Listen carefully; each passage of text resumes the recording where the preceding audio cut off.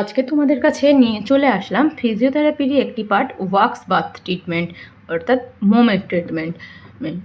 কারো হাতের আঙুলে, পায়ে, এলবোতে, নিসে অর্থাৎ হাঁটুতে পেন হলে এই ট্রিটমেন্টটা দিলে বেশ ভালোই রিলিফ পাওয়া যায়। দেখো, আগে আমি এটা মেশিনের মধ্যে, এটাতে মেডিসিন দিয়ে তৈরি হয়, এটাকে আগে লিকুইড করতে বসিয়ে দিচ্ছি। এটা ইলেকট্রিকের সাহায্যেও লিকুইড করা যায়, আবার গ্যাসের ওভেনের মধ্যে একটা বাটিতে বসিয়েও লিকুইড করা যায়। দেখো লিকুইড হয়ে এসছে,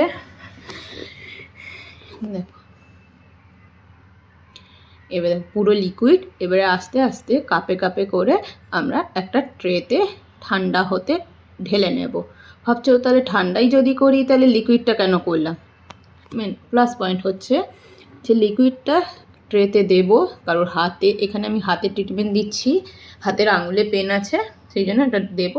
হালকা গরম, মানে গরম যতটা পেশেন্ট সহ্য করতে পারবে সেই অনুযায়ী আমরা গরমটা দেবো। দেখো ট্রেতে ভর্তি করে আমি ঢেলে দিয়েছি ওয়াক্সটার লিকুইড।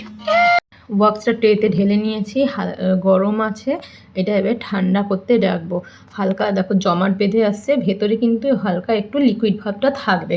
আর হাতে যেহেতু দেখো দেখে নিচ্ছি হালকা লিকুইড আছে, যে এমন অবস্থা নেব যাতে হালকা গরম থাকে, পুরোপুরি যেন ঠান্ডাটা না হয়ে যায়। দেখো হাতটা বসিয়ে দিচ্ছি, দেখো স্বাভাবিকভাবে দেওয়া যাচ্ছে, আগে হাতটা দিয়ে দেখে নিচ্ছি যাতে দেওয়া যায় হাতটা ভালোভাবে, মানে গরমটা সহ্য করা যায় মতন রাখতে হবে। এবারে পিস পিস করে আগে কেটে নিচ্ছি, ভালোভাবে স্লাইস করে কেকের মতন পিস পিস করে কেটে নিতে হবে।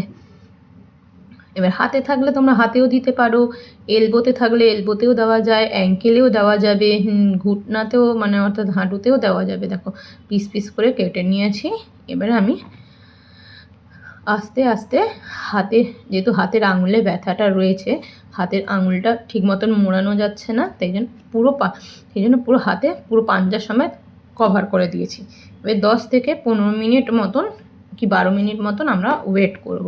আর যতক্ষণ না